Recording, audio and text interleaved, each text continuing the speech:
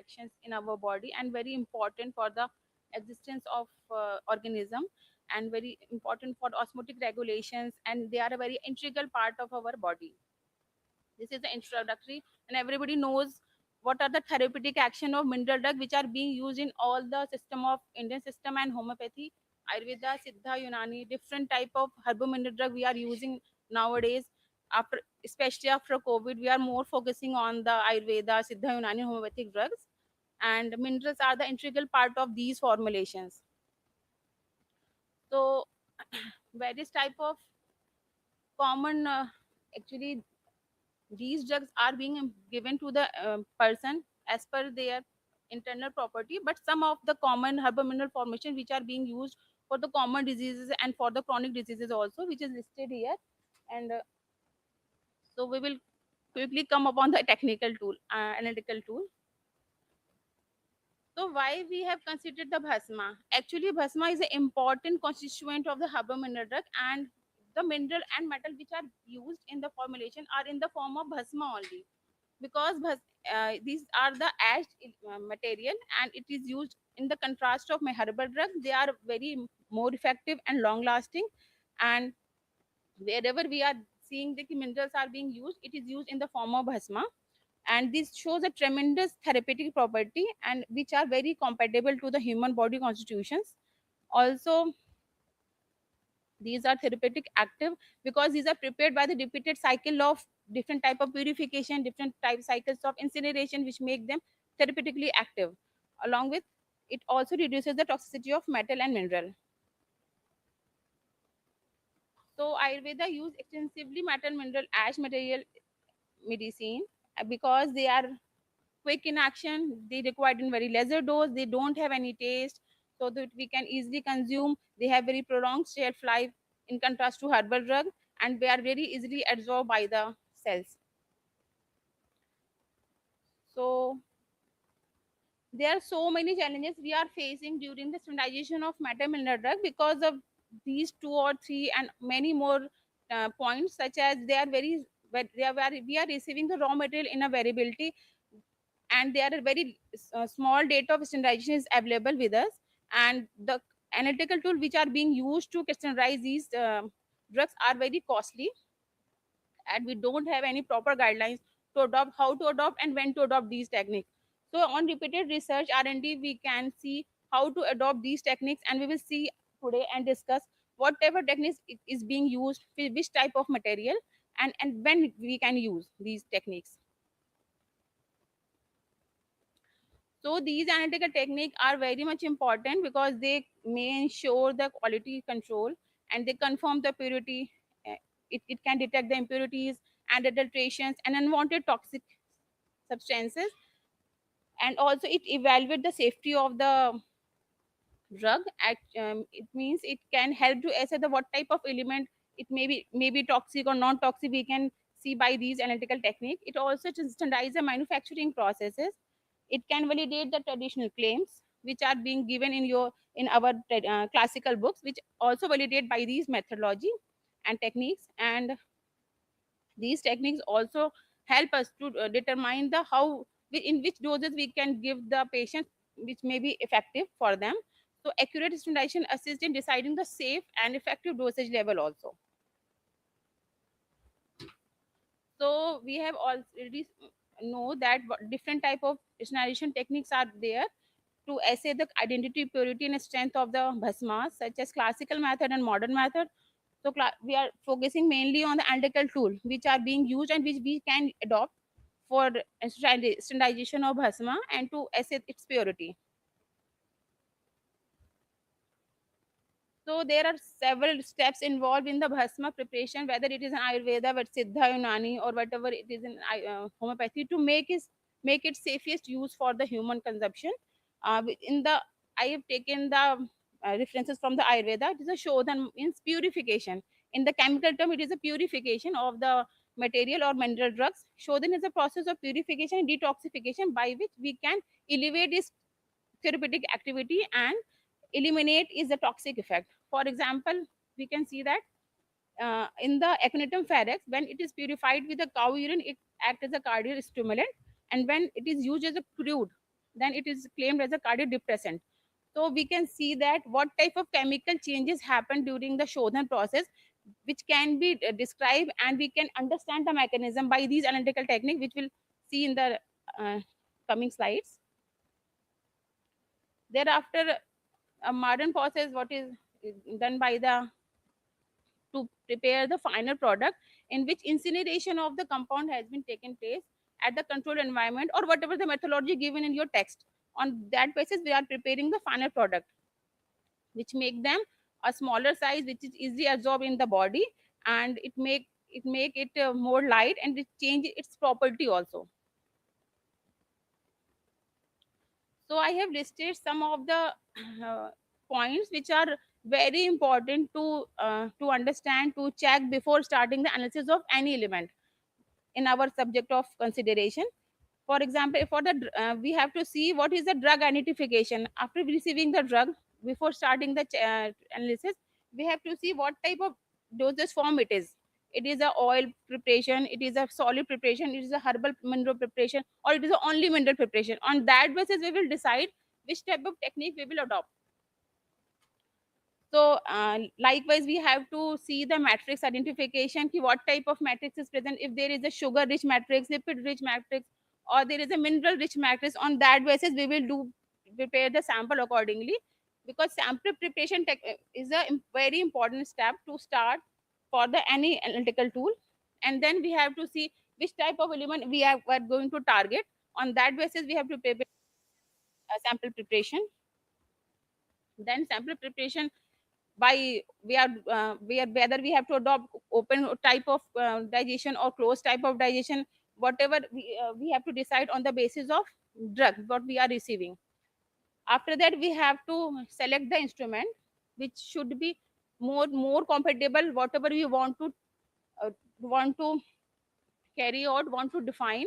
If you want to do the routine analysis, you have to adopt ICP-US. If you want to do ultra trace elemental analysis, you have to adopt MS. Mercury you have to adopt CVAS. And for the crystal phase of Bhasma, you have to adopt XRD. For the particle morphology, you have to adopt SEMTEM. And for functional group, FTI. So we will cover most of these techniques in this session. So these are the some of the instrumental technique which I have listed. And in addition to these technique, many more techniques are being here, to which we can adopt according to our need, according to our what we want to get in the result. So we will start with the FTIR, which is used to identify the function group present in your drug. XRD for the phase analysis of the crystals. SAM, SAM-EDX for the chemical nature, elemental composition of the surface molecules. XPS is a semi-quantitative surface elemental analysis. X-ray photoelectron spectroscopy. TGA, thermogravimetric analysis for the weight variation along with the temperature. ICP-OS for the elemental analysis. So we will start with the Fourier transform infrared spectrophotometer. Actually, this is a very preliminary technique to identify which type of organic moiety, which type of functional group present in your compound. It will detect equally organic moiety, inorganic moiety both. So it will give the fingerprint print region for your molecule, for your drug, in which you have to do literature search and find out which type of group present in your compound on a preliminary basis.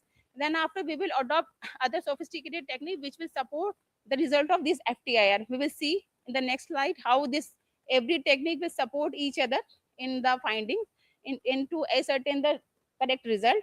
So this FTIR is to use to find out the different type of function group in your compound. These are the applied aspects of FTIR.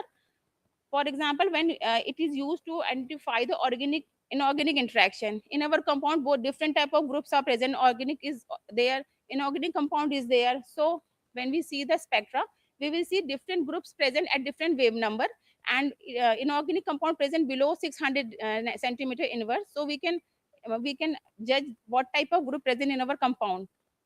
Second, we can do the confirmation of drug transformation. For example, there is lot of chemical changes happens during the initial step to the final step of plasma preparation, from purification to incineration in the chemical term, and from Shodhan to Maran process, different type of what type of group has been attached. It can what type of transformation has been done in the compound of interest, so that it become non-toxic and more therapeutic active. And it also detect the residual organic matter. For example, in a purely prepared Tamra Bhasma, presence of CHOH peak indicate the complete burning of the herbal compound. Herbal incomplete burning of the herbal material. It means if there is a literature says that Tamra Bhasma should contain only Tamra element, but if it contains the more peaks of carbon hydrogen also, it means there is an improper incineration happen and your compound is not fully formed. So it can be seen by the FTIR, and it will be supported by XRDSM also in the next higher analysis. Then we can also differentiate between the therapeutic and impurity phases. It can also used to assess the quality control of herbal metal interfaces. For example, in the Chonfas based mineral formulation can be compared for the uniformity of herbal matrix interactions. Actually, it contains different type of herbal and minerals in their composition. So it also authenticate the chemical processing. For example, we see that in the we will see in the next slide how FTI spectrum of initial compound and final compound are very different. There is no peak of organic moieties in the final FTI spectra. We will see in the next slide. So we can see this is a Vanga Bhasma tin oxide, and there is a strong peak observed in between the 1408, 873, 607 in the traditional method of heating. And there are different peak observed between 1500 to 400 nano centimeter inverse from SN1 to SN3. This is a SN1 to SN5. SN5 is a final product prepared by the electric muffle furnace. It means there is no organic moiety present in your final compound. But when we start with the raw material of Vanga Bhasma, we can see that there is a lot much peak between the 1000 centimeter inverse and 4000 centimeter inverse, which are designated for different type of carbon, hydrogen, nitrogen, oxygen group, carboxyl group, carbonyl groups. These indicate the presence of herbal compound in your drug. But when we do repeated cycle of incineration, we can see these peaks has been disappeared. We can see in SN4 and SN5 there is no peak in between 1000 and 400 centimeter inverse. All the peak has been disappeared. We confirm the preparation fully prepared Vanga Bhasma.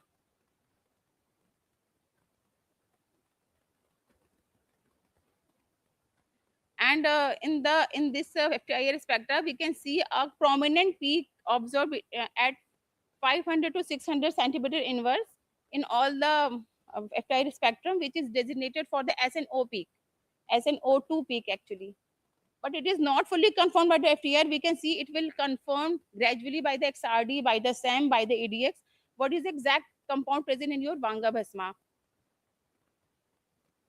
Now we can we can see that in the FTIR spectra of Jazda Bhasma, this literature shows that at every cycle of Jazda Bhasma, we got the peak of ZNO and FeO in all the material they are using for their preparation of drug at repeated cycle of Marna, and they are also get the peak of OH bending. OH group may be introduced by the purification process or during the incineration process. If we, as per your methodology, we may use the open system also, whatever given in your classical literature.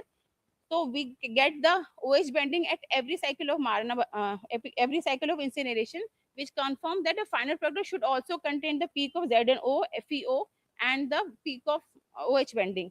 Some of the compound of OH is also polyphenolic group is also present in your drug final filtration. So this is the another technique. This is the XRD X-ray diffraction technique. It is a very novel technique. It also gives the fingerprint of the drug compound. It is based on the X-ray diffraction pattern of a pure substances. Give the fingerprinting of the substances based on the scattering of X-ray of the crystal.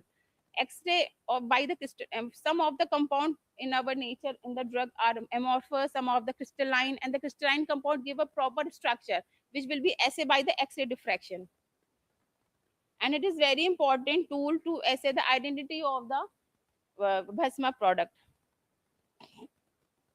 So these are the different type of application which we can do by the XRD analysis to identify the crystalline phases. Crystalline phases means we can identify which type of compound present in our our drug. For example, in the XRD, in the Loha Bhasma, XRD confirmed the presence of hematite and magnetite both. Both phases are present, and it also it proved the transformation of raw iron into a stable bioavailable form. And Loha Bhasma start with the iron only, but after the preparation of Bhasma, it becomes the hematite and magnetite both.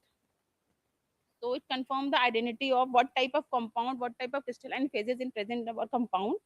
And then it also confirm the proper Bhasma formation, which we can see that in the Swan Bhasma XRD show the nanocrystalline and amorphous gold-like phases rather than the metallic gold pieces. Actually, XRD give the different 2 theta value for metallic gold and different 2 theta peaks for the prepared gold Bhasma. So another important application is to detect the metal sulfide formation. Metal sulfide HGS, for example, in a Kajli or the Sindoor, XRD gives the proper 2 theta values for HGS, which confirm the presence of HGS in the Kajli. And it also differentiate likewise FTIR before when we do the XRD for the previous raw material and XRD for the processed form. We will see the different XRD pattern. It will be easily confirmed by the pattern given in the another slide, and it's also used for the quality control and batch consistency.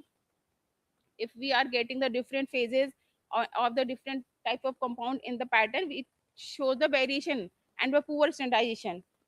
So it should be consistent along with all the batches. We should get the peaks, we should get the pattern in all the batches, similar patterns, so that we can say that our batch consistency is proper. And it also confirms the particle size. One more thing, XRD is used to identify the phases. Along with it also give the particle size by Debye-Scherrer formula. I'm not given here, but it's Debye-Scherrer formula say whatever we are calculating, it will be justifiable and it will be concordant with the readings of SEM. SEM is a technique for the particle size determination. It will be concordant with the XRD measurement also. So XRD will also give the particle size of your Bhasma particles. Then it also detect the impurities present in your compound. If there is another phases along with your desired material phases, we may say that if there is a different type of impurities also present.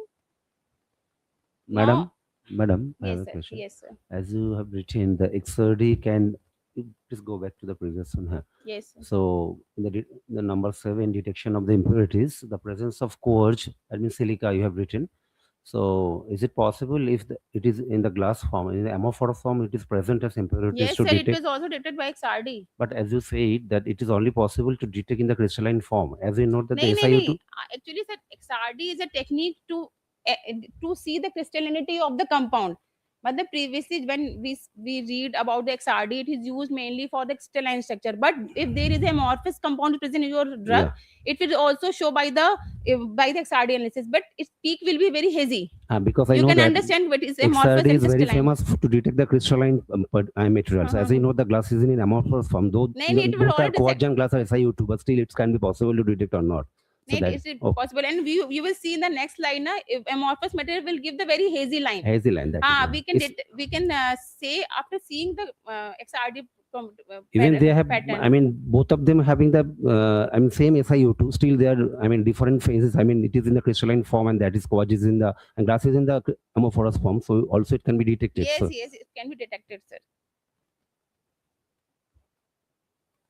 So आप जो sir पूछ रहे थे ना, you can see here कि in the XRD pattern of Wanga Bhasma, which is usually for SNO2, we are getting the two theta peaks in the XRD pattern, which is concordant with the SNO2 tetragonal SNO2 shape. So in which we can see that the black color pattern is and red color pattern is very hazy. It is a crystalline, it is an amorphous portion of that drug. But when we do the repeated cycle of incineration, it becomes the crystalline. All the impurities has been removed and it becomes the crystalline. So we get the SN5 very strong and sharp peaks, which confirm that it is a crystal structure of SNO2, and also confirmed by the 2 theta peaks of the SNO2, which can be we have to match with the JCPDS file. to find out what is the exact configuration or exact material present in our compound.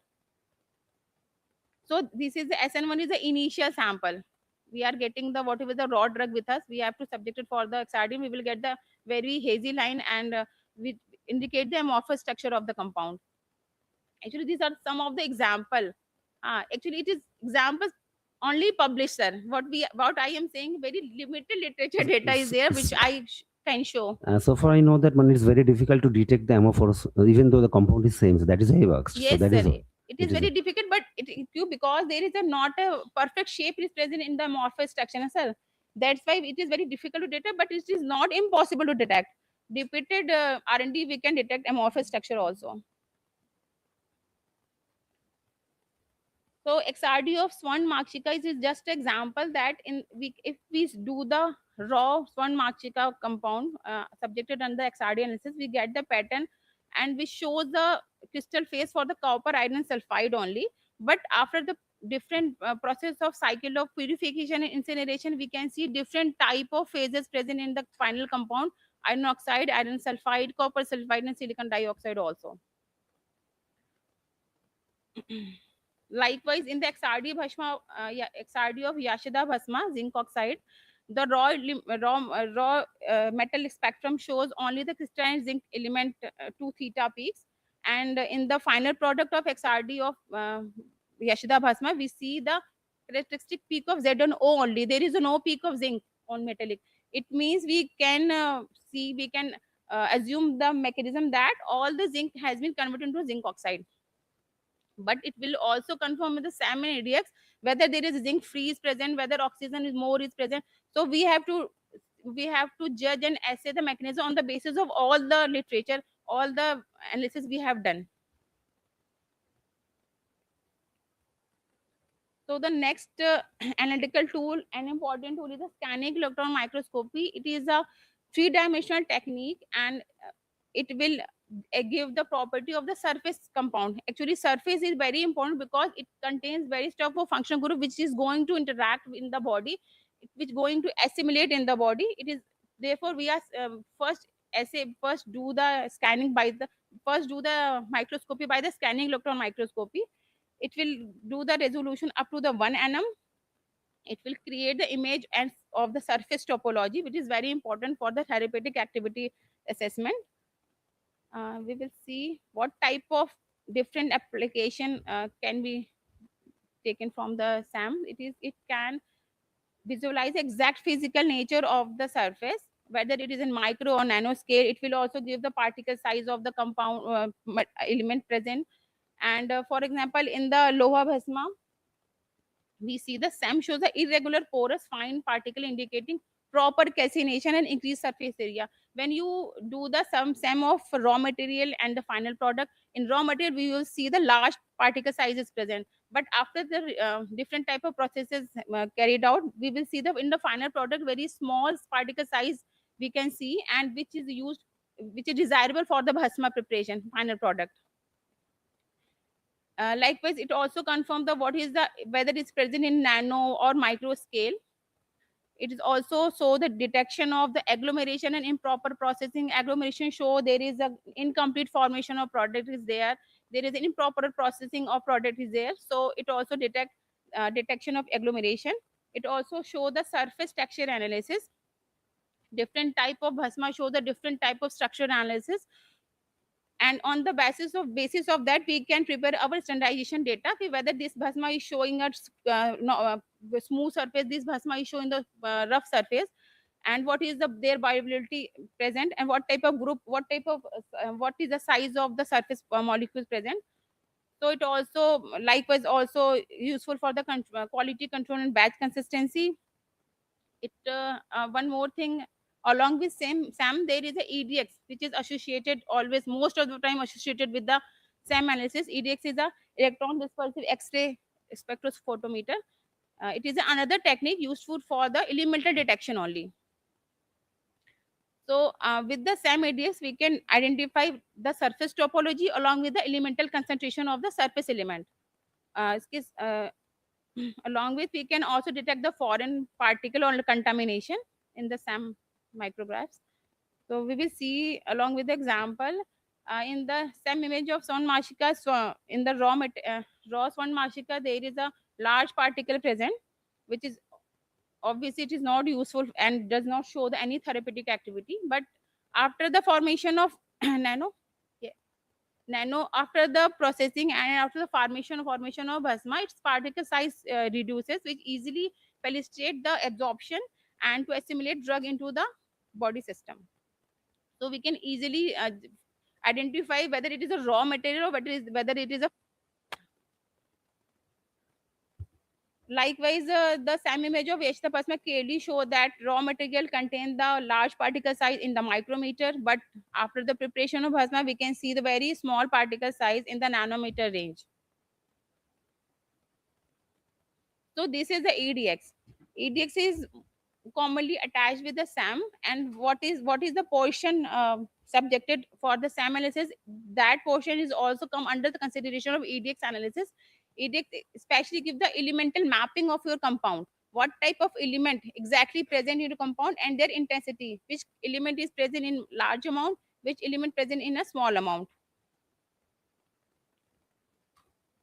So there is the same applied aspects of EDX. It will give you the elemental identification of H1H drug. For example, in Tambram Bhasma, copper and oxide present in your final product, it will give by the peak electron. It will actually it is based on the binding energy of the molecules. X-ray, our high energy beam will be bombarded on the subject of your compound.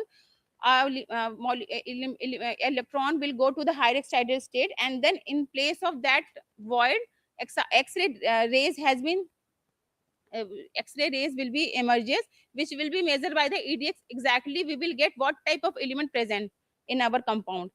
So it also confirms the different type of metallic bond. I have only listed whatever I am getting in the literature only. And it also gives the elemental mapping and distribution. Mapping, it means how many what type of element present in a particular area. If maybe there is some area present only a iron compound, maybe some other area does not contain the iron element, so it will also do the mapping of your drug for. And another application is the verification of bhasma formation. Likewise, it will show if you do the EDX of raw copper, only show the metallic copper is present, and if you do the EDX of the tamra bhasma, there is a presence of oxygen, carbon, oxygen both, and which show the oxidation of copper in the copper oxide and cupric 2 oxide also. So SAM EDX do the elemental mapping. It also useful for the batch to batch consistency also. So in this we can easily identify which type of element present in your starting element. For example, in figure A, picture is not much clear. Figure A, there is a intense peak of zinc is present because we are taking the zinc as a raw material, and then along with zinc there are some of the impurities also present. Aluminum, oxygen, and carbon is also present. Very small peak of carbon is there. So we can see the intensity show the amount of element present in your compound. It will present on obviously it is depend on the binding energy and presence of amount of element in your compound. So whenever it's subjected to EDS, it will give the intense peak which element is present in the abundancy. After that, after the purification, we can see the different type of element present, such as zinc, oxygen, iron, silicon, carbon, and we can say how these elements can come and included in our compound, because we have done the Shodhan processes. We have done the different type of treatment to detoxify our elemental drug. So different type of groups has been introduced by the plant sample or any other compound which are being used for the purification processes.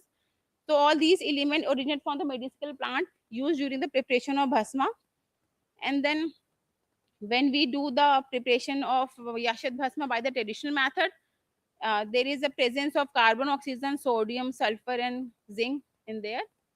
And you can see that there is a uh, amount fluctuate after the preparation of after the raw material. It means some of the element get incorporated, get involved in other type of bonding also, so their concentration decreases. And after the preparation of bhasma by electric muffle furnace, we can see there is the only presence of carbon, oxygen, zinc is there, which confirms the presence of and purity of your drug. Carbon oxide is not much toxic. Carbon is not toxic, but our final product should contain Z and O. So it confirm also the purity and safety of the drug. Likewise, it is a spectrum of raw material contain the 75% of zinc, but after the preparation of plasma, it contains the 65% of the zinc, because zinc is being involved in the formation of other type of bonding also. That's why we can't get the highest concentration of zinc in the final product. So another important technique is the XPS, X-ray photoelectron spectrophotometer. It is used to, and again, it is used to identify which type of oxidation state.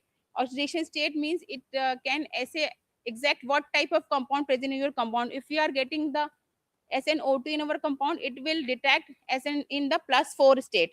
If we are getting the SnO in our literature, it means ki SnO is present in our final compound, then XPS will tell you Sn present in the +2 only, not in +4. So we will see how it will apply on our drug.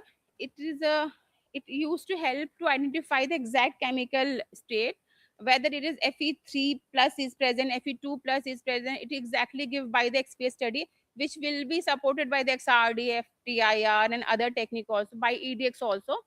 And it also confirm the transformation of raw material. It means you can't get the peak of iron zero in your final product. It means all the iron, elemental iron, has been converted into oxide forms. Then another application is the surface chemistry of mercury based drug. Actually, mercury is very much hazardous. That's why so much study has been done on the mercury mainly. So mercury itself is a very toxic, but when it becomes the sulfide uh, in nature, it bonded with the sulfur, it becomes non-toxic. It's going to complete. So, so we can do the application of XPS to identify whether our drug contains the our matter of interest element of matter of interest or not, whether there is a presence of Ag2 plus is there or Ags is there. So it will confirm by the XPS, and then we can differentiate which type of whether our, yes sir, yes sir, Mercury sulfide is like kajli. yes sir, Kajli is safe for the human use. yes sir. It is being used by the Ayurvedic No, practitioner, no, sir. we are practicing it. Yes sir, yes But sir. recently we found that departments are discouraging kajli, use of kajli. So, sir, we have to see now why they are discouraging if there is a elemental mercury is being present or not. It is not properly transformed in the safest form of sulfide, na, sir. Maybe a raw material maybe does not properly converted to the final product. That's Kajli why. formation otherwise is a simple technique of Yes, sir. mixing two things together and then maceration and pulverization Yes, sir. and grinding, and ultimately you will get the product wherein you have to take sulfur as a purified sulfur. Yes, sir. Sulfur is being used to purify, na, sir, mercury compounds. Yes, yes. Yes. So, sir, we have to. That's why the final processing and analytical tool used mainly should be used for the final product also, to see, to identify whether which form of the mercury is present in your final product. So it is very much important to do the raw material analysis along with the final product analysis, and to compare what is going to happen, what is happening already happens, or which type of compound is safest to use. If final product contain elemental mercury, it could not be used for the It consumption, cannot sir. be used. Yes, sir.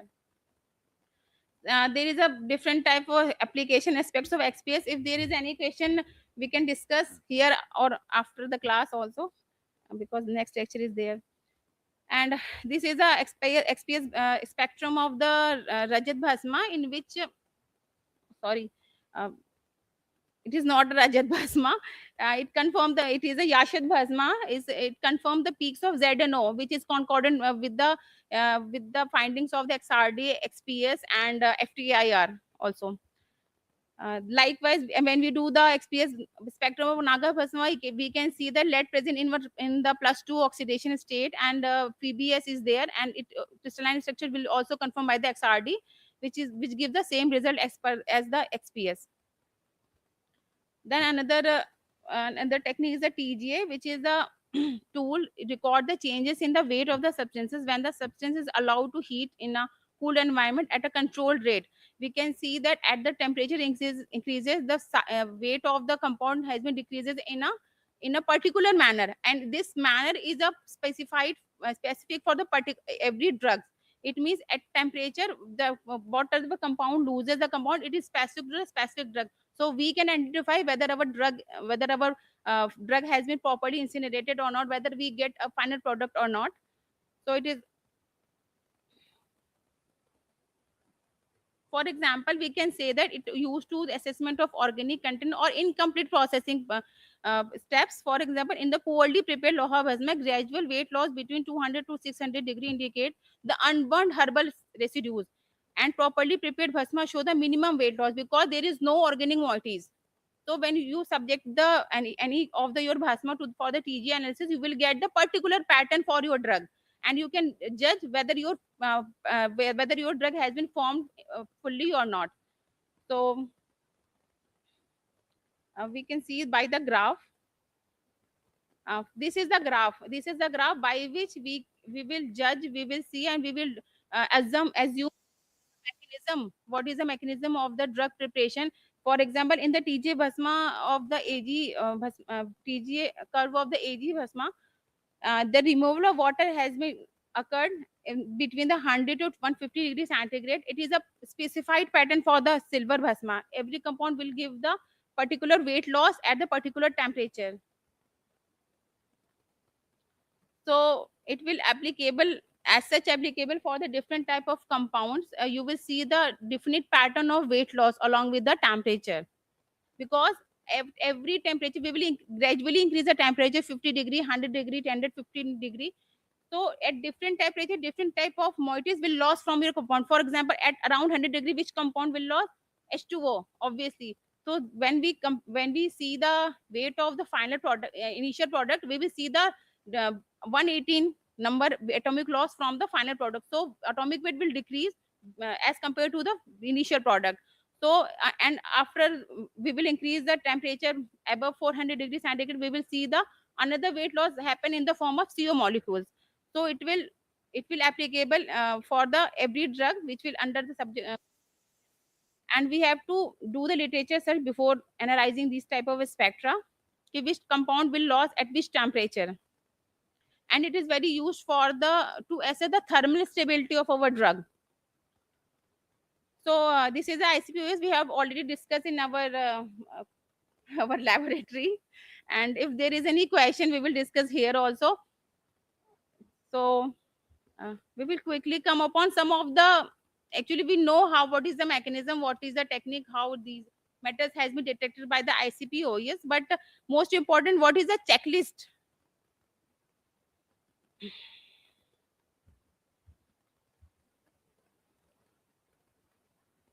before starting the metal testing? We have to see if the gas purging it should be proper. Inlet and outlet pipe should be checked before the analysis. Traces should be clean with the five torch should be clean before the analysis every time. And we have to prepare the standard every time freshly to get the accurate result. And we should use the A grade glassware, trace element free glasswares, and trace element free chemicals also. And there are some other points which I have been listed. It is very important to check.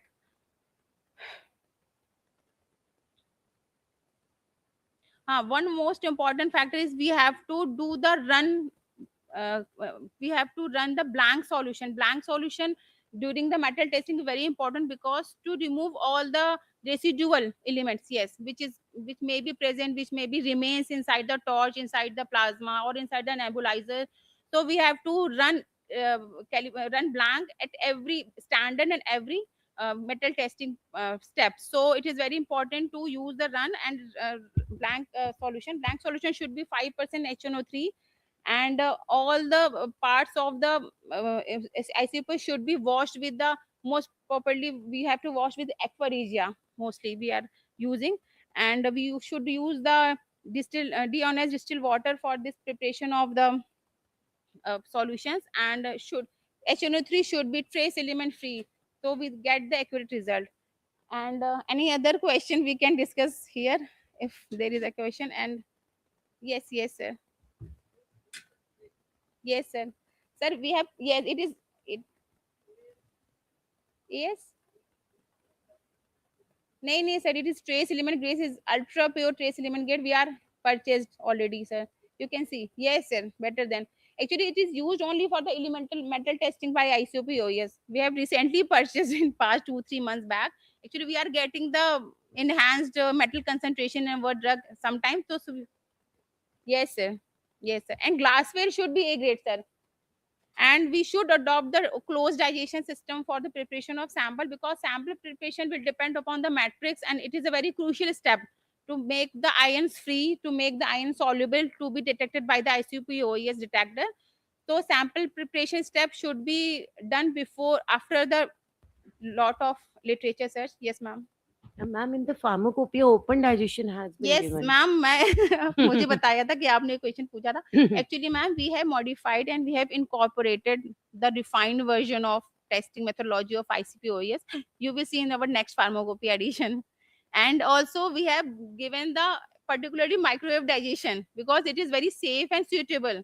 Because if we are doing the open digestion, mercury will escape, arsenic will go outside, so we can't get the exact result, na ma'am. We are also facing so much problem, and we have done the modification in pharmacopoeia. In the coming pharmacopoeias, it is included already, ma'am. Okay. So thank you. This is our sample digestion procedure which we are following. Actually, it will also depend upon the type of compound we are receiving, type of drug we are getting.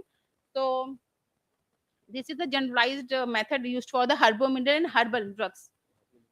And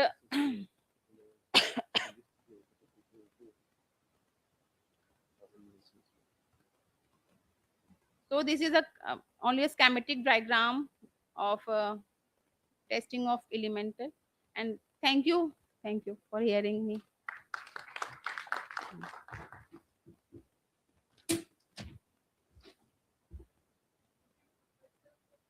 आपको time बहुत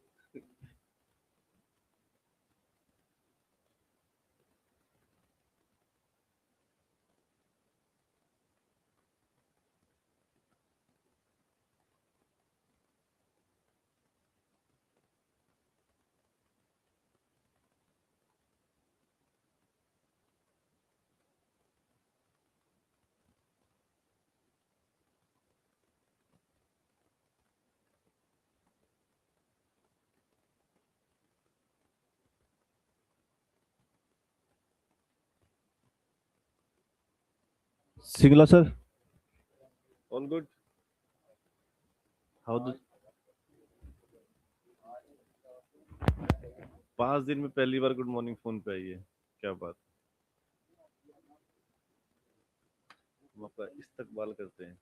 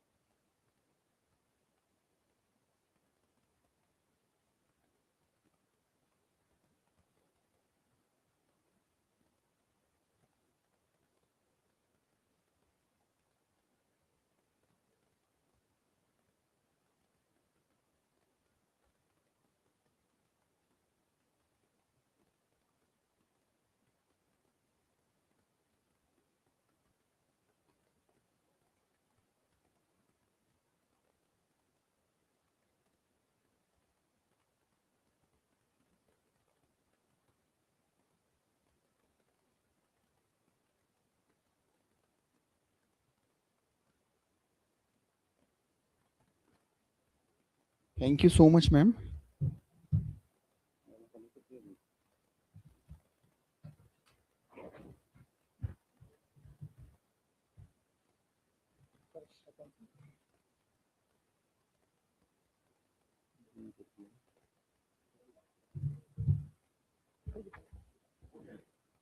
Our next lecture will be delivered by the Dr. Ramachandran. He's the scientific officer in pharmacology section. He is before joining the PCMH, he was the part of the IUS industry. He is having the vast experience in the pharmacology. Recently, he has developed here the pharmacology laboratory. So, if you will have time after the lunch, so you can visit the lab, pharmacology lab also. He will deliver his lecture on the evidence-based pharmacological studies and importance in herbal medicine. So, sir, please. Thank you, Lalit.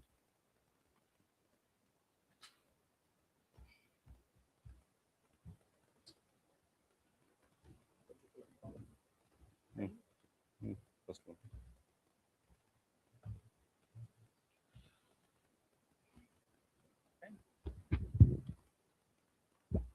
Good morning to all. Um, so I think 3 4 days you may be received about all the information about the regulatory aspect and all the things. So now this part is for only the pharmacological aspect. So why the quality control we are doing mainly for the purpose of better efficacious drugs. If we are we have the belief that if you are providing a quality raw material, if you are selecting the quality raw material, and if you are making a quality control in the all the process from the individual drug sourcing to that of the processing and into the formulations, and we are maintaining the standards, we feel that the quality, the better kind of the efficacy product we will get it. But at the time of coming to in the market, whether this is a scenario is a really true or not, we will not know it. Most of the time it is not recorded at all. And what it is saying about our traditional medicines, we know there is a regulatory prospective point of view. Our traditional medicine is always it is in kind of in a safer side it is playing. So we will see about regulatory prospect, but the evidence based studies nowadays it is a record for the better focusing of our medicines. So these are my over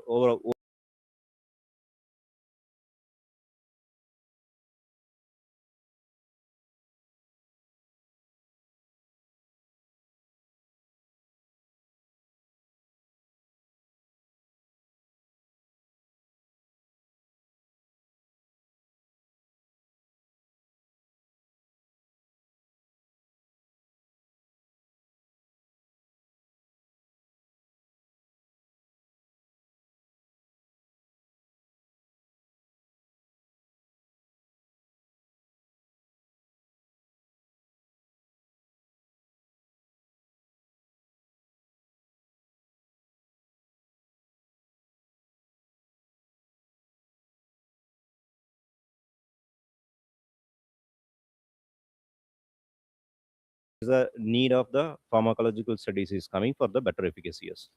And there are many objectives of our PCIMH. In that, one of the objectives already the publication point of view and the training point of view already they explained. And other important aspect also, there is a drug research on ASU products and to publish the regular interval manner. This is one of the mandatory also in our PCIMH for the research perspective, R&D perspective. So in case of if you are taking a any drugs, whether it could be a allopathic drugs or it could be the herbal drugs, it need there is a life cycle. And if you are coming to in case of the herbal drugs point of view compared to that allopathic drugs, it's entirely different perspective because we are obtaining most of the raw drug from the natural sources.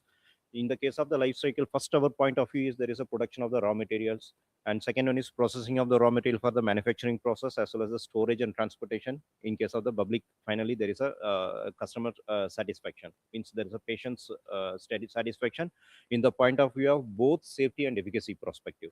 So if you're coming to a case of that, there is a lot of benchmarks are present in this. The production of the raw material, the benchmark is the medicinal product plants there is a producers. And next one, if you are coming to the point of view, there is a field good field collection practices. This and all where it is mainly playing a role in case of the raw material sourcing, and there is a lot of fungal infections, foreign material, ash content, everything you may be studying. You may be hands-on practice also you may be taken, and theoretical point of view also you may be taken. So where there is a playing the good field collection practice, And if you're coming to next one is where there is a pharmacopoeia and the right drug sources identification, as well as if you are coming to there is a GMP, good productions, manufacturing practices. And finally, if you are coming to the transportation process, where there is a shelf life of the drug is very important point of view. And last one, the part which has been not touched up to this 4 days is there is a customer satisfaction in the point of view of safety and efficacy. So whenever the product quality product if goes, ultimately we need to focus on this area. But who are controlling in this aspect? There is NMPB and Quality Council of India is controlling. Means they were mainly they were producing a guideline and things. They were taking care of the things. And pharmacopoeia point of view, there is a PCIMH. And if you are coming to the self life point of view, PCIMH is the Ministry Drug Policy sections. Both are it is industry perspective. Both are is working in that.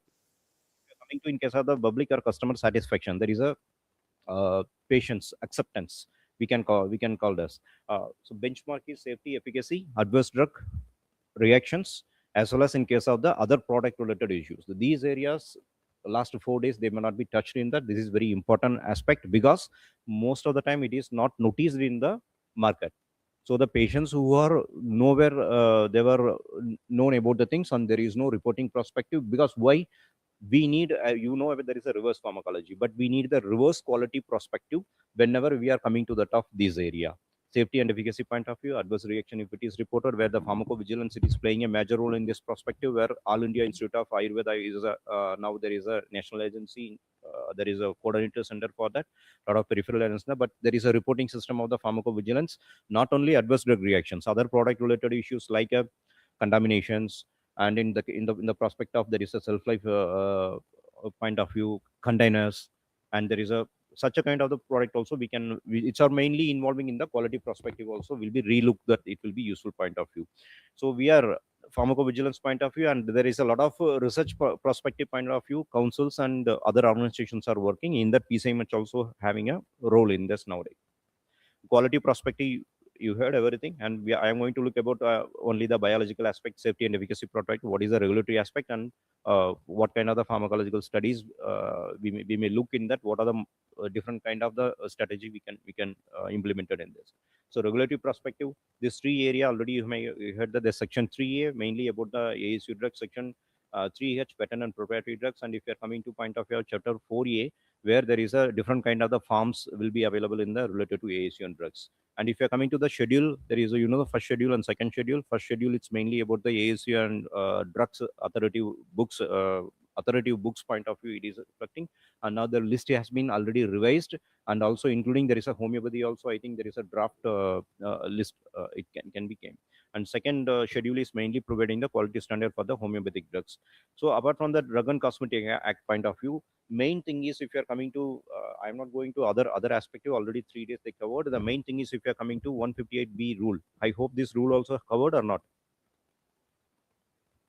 covered na, this rule also. Okay, so now this rules the licensing perspective. If you are coming that, mainly if you are going with the authoritative books, if you are keeping everything as such the formula, there is no need of any kind of things that is well accepted. And patent and proprietary medicine also it is having a certain kind of the studies are required and certain studies are not required. If you're coming to the point of view, what the rule is saying that there is a, if you are following as such the 3A in the authority books in the textual ingredients, indications, as well as the as such the point of view, there is no need of the safety study. Only there is a published literature, and there is a effectiveness, some kind of the literature is required in this point of view.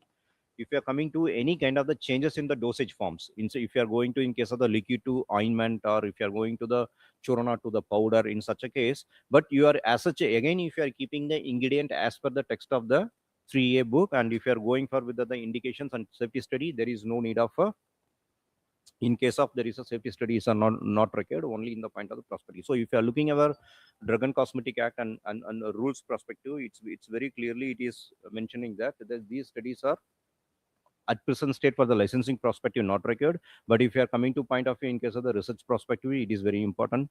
And if you are coming to next one, if you are coming to the top of the drugs which are going for the new indications, in that time where the safety and efficacy studies are required.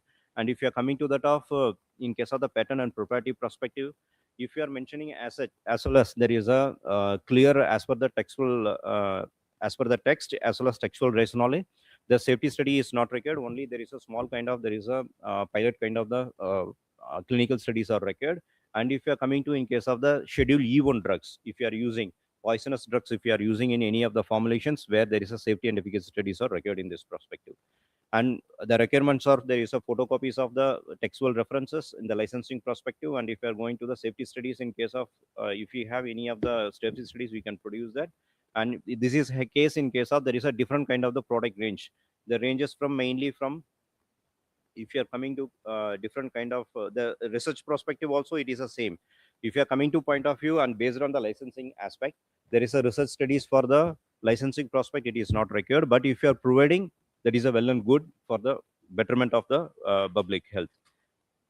And if in case there is a patent and proprietary product, if you are going, if you are using other than the aqueous extract or hydroalcoholic extract, so there is a certain kind of the oral preparation studies are required. These are the normal in kind of, if you are coming to that of the new drug, any kind of the drugs, if you are doing the similar kind of the studies, there is a oral single dose toxicity study, as well as in case of the repeated 28 days and 96 kind of the studies and reproductive studies. And if you are going to use metal and minerals, you have to use clear cut studies and analysis also. And if you are going to in case of the topical preparations, there is a dermal and photology and allergenicity studies are required. And if you are coming to in case of schedule E1 patent and proprietary drugs, again if you are using the ingredients from the schedule E1 like a poisonous drugs, if you are using, there are also the studies of the safety and efficacy studies are required.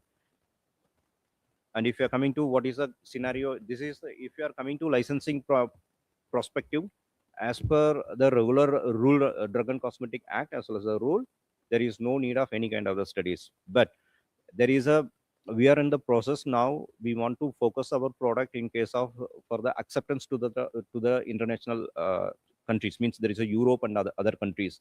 And if you want to do there is a good export and commercial perspective, there is a need of, there is a pharmacological studies and other quality control standardization. And if you are providing, there is a better patient acceptance will be there. And also this is a time to where we need to look the there is a evidence based, because we are saying that our drugs are in case of the synergistic way we are acting because of the multiple ingredients it is present in the things. So in the international perspective point of view, if you want to focus, we need the scientific safety and efficacy study from point of view. If you are coming to that pharmacological perspective, there is a pharmacological studies are important for the pharmaco to for the oral administration and dose fixations and which route of administration. And we want to know about the molecular mechanism also. To create a scientific evidence, pharmacological studies are important. And if you are coming to, there is a 2-3 approaches they were using, but now in the pharmacological perspective, the reverse pharmacology is very much acceptance one. And now there is a system pharmacology, another approaches also it's going. And in case of the reverse pharmacology, we in case of there is a herbal medicine, there is a only one options. We want to go to keep our traditional product, it is a acceptance point of view. There is a reverse pharmacology option is the best one. Another one is a system pharmacology option, because we need to go from clinical to we need to bring to the bench. So if already, because traditionally our products are using for around 100 years or 2,000 years, if there are authority books, it is mentioned the particular formulations or particular medicinal plants, it is used for the any kind of the disease, to prevent the treatment of the disease. And it is our duty to go for only reverse pharmacology to make the molecular level kind of the things, what is the mechanism and how the drugs it is acting prospective point of view. So reverse pharmacology is one of the good one. And we have, there is a different kind of the things, there is a studies we can able to perform from traditional perspective on for core use and traditional product. And as well as we can go for different kind of the schematic pathway. And if you are going some entirely, there is a new isolated compound, if you are going, that will take a lot of time. And from the one plant, if you are looking uh, the single molecule, which the molecule the phytoconstituent is a new one, that will come to the new drug perspective. Otherwise we can go in case of the standardized perspective also, we can go it that. And system pharmacology approach, mainly it is system pharmacology, it's mainly they were focusing on the interaction between the drugs and body and the rules mechanism the drugs at the system level, means if the molecule if goes inside, how there is a allopathic drugs it is acting in the molecular level, and which pathway and where is the receptor it is where it is binding, and what are the mechanistic perspective they were explaining to that. Similar manner where in case of the system pharmacology, based on the phytoconstituents it is present in that our medicinal plants, or in case of there is our traditional product, we need to make a schematic, there is a network pharmacology, and based on the things we are trying to resolve and we are trying to bring to the evidence to that of our traditional medicines, that due to the presence of these kind of the phytoconstituents, where it is acting in the different molecular pathways, and there is a receptor pathway, and it is acting similar to that of the allopathic drugs, and hence where the desired therapeutic effect it is reflecting in that. So this is a main approach in case of the system pharmacology point of view.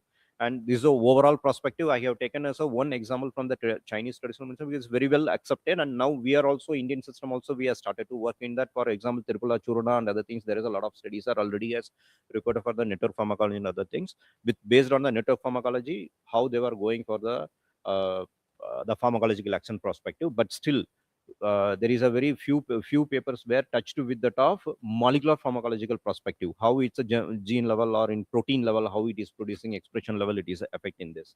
So these are the molecular level, molecular pathway scientification, and how the tissue and things it is happening. There are two examples I have taken in this for the things published where the clearly they mention that, because we need certain kind of standards to follow and make the thing. So that's the reason we have taken there is a TCM product, there is a Q enriching herbs as well as a blood tonifying herbs. These are the herbs where it is mainly used for in case of there is a balancing, rebalancing and immunity perspective and rebalancing the system. So they found that these are the main thing, how there is a workflow it is happening. We are also following a similar kind of other things, and most of the people are they were following it. But the Chinese peoples, what they were doing, they were very clearly they were exploring a thing in a proper scientific manner. They were not looking at okay it's a traditional medicine, they were looking in the perspective of the scientific evidence based. So phytoconstituents we need to take from the things, we need to look the compound and ADME property. But most of the time they will say that like allopathic drugs, if you are coming to the phytoconstituents, we cannot able to consider the ADME property, because it need to be considered, because most of the time it is not having that much adverse effect. They were saying that it may molecular size as well as there is a structural pattern. If you are coming to the chemistry perspective, the structural status also it will be entirely different compared to that of the allopathic drugs. Allopathic drugs, if you are looking, most of the time there is a simple 2 3 rings with a simple structures it will be present. But if you are coming to the natural products, it will be entirely different kind of the structures. uh, Heavy and multiple chains and ring system will be there. So they were saying that we cannot able to consider the things, but still we need to look that whether it is following in the ADME property or not. That could be one of the criteria to choose the phytoconstituents which are responsible for that. Then they have to come to that of discriminative analysis. Then from active compound they will make the things from that, the disease target as well as drug target point of view network, they will do that and they will move it. So main thing is there, if you're coming, this is the one example, the phytoconstituent Q enriching herbs, what are the herbs is present and what are the active phytoconstituents it is present in that, what are the phytoconstituent it is present in that, and network pharmacology through that, where there is a software it's existing where it is giving a prediction that it is acting in a different kind of the pathways. And based on that, we need to go for the studies, pharmacological studies. That could be a in vitro, that could be a in silico, in vitro and in vivo, then molecular pharmacology perspective based on the things. So these are the one example. If you're coming to the anti-inflammations, the constituents present, what are the constituents present they mentioned, and effective molecules they found that, and what are the target of the genes where the genetic point of view where it's a proteins where it is effective, receptor point of view where it is effective, they very clearly mentioned. These are the references. These are some examples. I will show you that our work also. So one examples I have shown the things. So what could be the outcome of this reverse pharmacology and system pharmacology? So if you are coming to that, there is a scientific validation of the herbal medicines where we can able to, and we can say that our the authority books which they mentioned, there is a composition of the drugs which are having, there is a some kind of the rationally, scientific rationally, and we can say some kind of the synergistic study whether it is present in the top each molecule. We are saying that if you are taking any kind of the herbal formulations, suppose 5 herbal drugs is present, there is a 2 3 drugs where it could be a same anti-diabetic category it will be present. Or if you're looking the individual herbs, if you are go through individual herbs, it will be present in the inflammation point of view, individual literature will be present. Whether the synergistic, if three kind of the combination of the drugs we are using, whether synergistic activity is present, or three different kind of the plants, whether a different kind of the phytoconcept where it is relating to that the inflammation. So these are the validations we can able to make, and synergistic effect is present, and rationally it is present or not, we can able to make it direct. And molecular mechanism, instead of saying that it's simply it is producing anti-inflammatory actions, and which type of the target it is acting, whether it is acting on the cox1 enzyme, or whether it is reducing in case of the IL-6, whether in the interleukin 6, whether it is actually reducing. So such a kind of the clear mechanism perspective we can able to make the things. And all these things, if you are doing, if you are making, what could be the benefit ultimately, where the better acceptance of our medicines, and the patient's point of view also, they will also will have, there is a acceptance, and physicians also acceptance, and physicians will be very clear to the to use of the our drugs will be present. And also ultimately there is a commercial perspective, we can look for the more export pay and economic growth also we can able to consider. So these are the research perspective of the pharmacological studies and evidence based. And if you are coming to that of the quality control perspective, where it is coming, these pharmacological studies are where it is useful. If you are looking, there is a WHO guideline. The guideline, it is say that 2017 guideline, there is a series of report, it says that there is a guideline for selecting marker substances for the herbal origin for the quality control perspective. WHO has mentioned in that there is a uh, important thing is there is a marker. The markers, they were it should be a easily traceable, it should be easily traceable, easily obtained, it should be a also deduct by the any of the quality control perspective. For example, LCMS, or in case of the HPTLC or HPTLC, that perspective. And it should be identity, specificity, and selectivity also. It should be mentioned that. So there are three thumb rule they mentioned. One is there is a rule one is a clinical marker. Second one, rule two is a pharmacological marker. Third one, rule three is, and if you are coming to the chemical marker. Most of the times we are using now the quality control perspective, the chemical markers. We are not focusing on, in case of the clinical markers, we are not focusing in the point of view of the pharmacological markers. Because if you are taking any kind of the allopathic drugs, they may have the combination of maximum three, except in case of the multivitamin point of view. But if you are going for the things, each each chemical moiety, how much percentage is present, we can able to make it. But in case if you are coming to that of our complex system of the phytoconstituents, and there is a more than three or four plant drugs are existing, we are unable to quantify the things, at least not a quantify, it is a quality to qualitative perspective point of view. At least we need to identify whether it's a clinical marker or pharmacological marker. Instead of that, purely we are going for the chemical marker. That scenario need to be changed. That's a research perspective, it will be useful. So better, at least if we are not using a clinical marker, except to one or two, we are using curcumin and other kind of the things we are using. Remaining point of view, plants and things we are not using. So at least pharmacological markers, it need to be considered as a better quality perspective, so each which will give that the better quality product. Ultimately where it will come, if you are keeping the range of the phytoconstituents, individual identifying phytoconstituents within the particular level, and we can expect that, we can say that there is, it's a quality product where there is a efficacy point of view, we can consider the things. Otherwise it could be a simply, it's a hitting point of view of in dark. So rule number two, the pharmacological active marker, it need to be maybe in future, if you are getting with the pharmacological studies, proper pharmacological studies, and the phytoconstituents are responsible for, these are the pharmacological action, these are the mechanism perspective where it is involving. And these phytoconstituents, pharmacologically identified active phytopharmacological, if you are using in the case of the quality perspective, if you are going to use in the HPTLC, or in case of the HPLC, the if you are qualitative point of view and quantitative point of view, if you are keeping in the pharmacopoeia, and in future we can able to bring a better quality control system and better so these are my summary point of view of evidence-based studies, important other things. It's ultimately we all are working for, whether in the point of view of the quality control or in any kind of the good production, whatever thing. Ultimately, the safety and efficacy, as well as the patients, customer patients need is important point of view. The what purpose? So this will come until otherwise, if pharmacological studies, if it is not in a proper way, we are not establishing, and based on the pharmacological studies, if you are bringing to the quality control system like allopathic system, we will get a better product for the patient's point of view. And these are some kind of the research areas we will work with. That we have uh, in silico pharmacological studies perspective, and network pharmacology we are doing, and in vitro studies also we are doing, and in vivo studies we are planning, and molecular biology studies also we are planning point of view. These are the facilities, new facilities now available. We have, there is a geographic housing system, but it's since ethical committee is required, we are under processing the things, and future we can able to conduct the in vivo studies also. And we have, there is a multimode microbial radar we can do with fluorescence and luminescence studies also. And we are going to focus on future, more in vitro studies.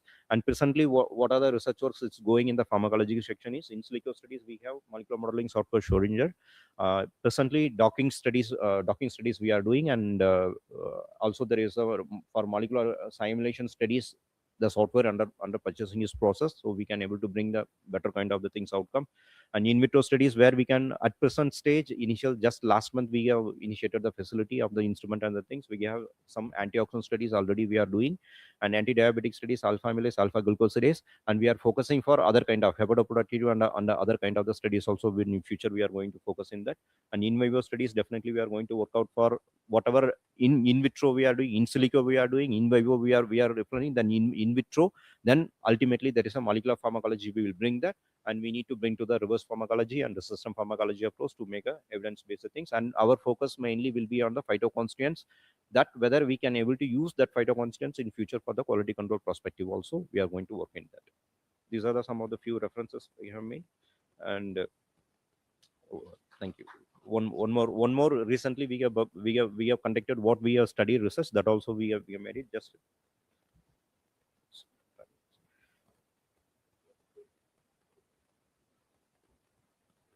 So these are some of the studies we have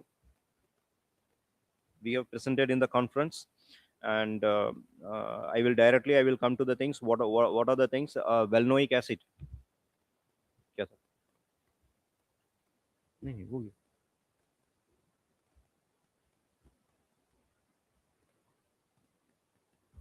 Okay. So valnoic acid, where we found in case of there is Punica granatum, we found in the literature where it is reported for the alpha glucosidase inhibitor. The in vitro studies are available, but we have seen that as per our literature search till date, the means the Punica granatum, where they mentioned that it is useful in case of the diabetes, in the treatment of diabetes. To prove that, there is a lot of in vivo studies and in vitro studies are there. In the in vitro studies, where they found that there is a valnoic acid, it's a playing a role inhibition of the alpha glucosidase, but in silico studies are not available. So these are the approach we made, that literature things, and target protein we have identified and molecular docking point of view. And simulation studies 100 nanoseconds. Previously we have some kind of the free versions, we done the 100 nanoseconds, and but protein stability is not that much, we need to go for the 200 or 300, but facilities we are making the thing. So we want to reconfirm it what the traditionally they say, that already there is a report is there.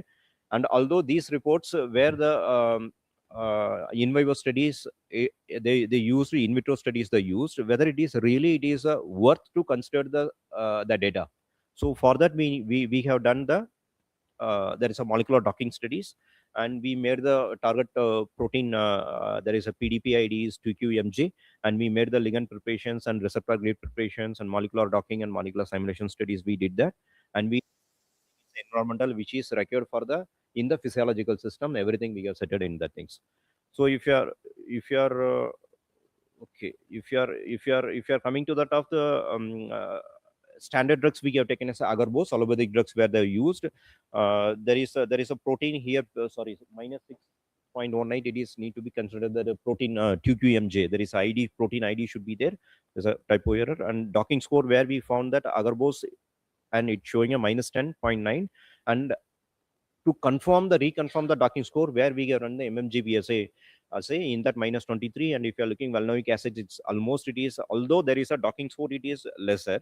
But if you're coming to mmgb assay, molecular mechanics, where if you're coming to that of the assay point of view, where it is showing at least relevant to the related to that of the agarbose, so hence we can able to consider. So not only the docking is a very uh, little time where it is having an interaction with the pocketing drug where the receptor point of view.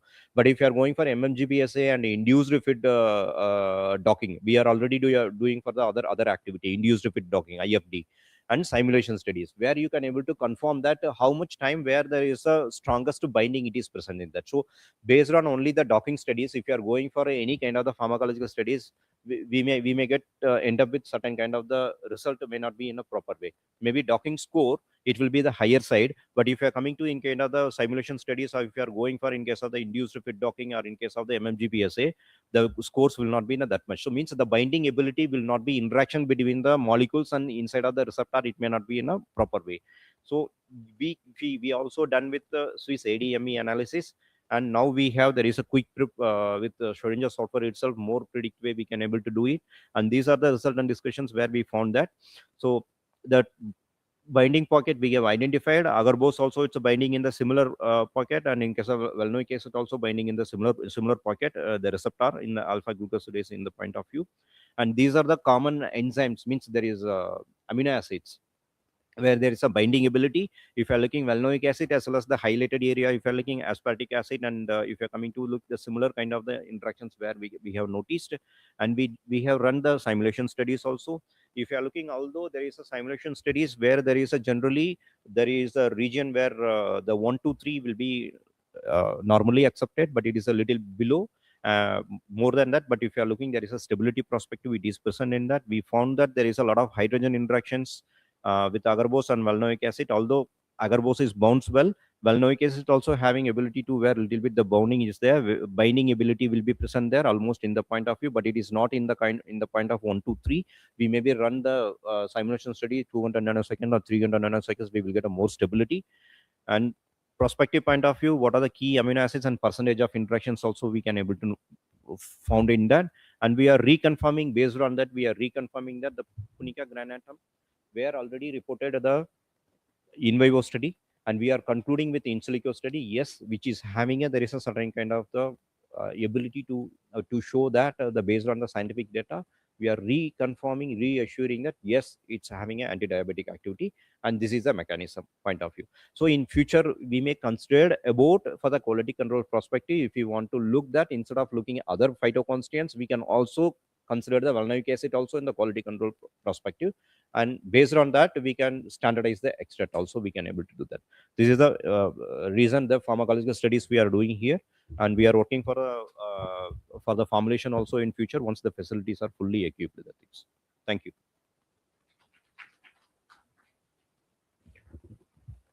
So if you have any questions, Yes, sir. Sir, my question is regarding the clinical research. yes sir.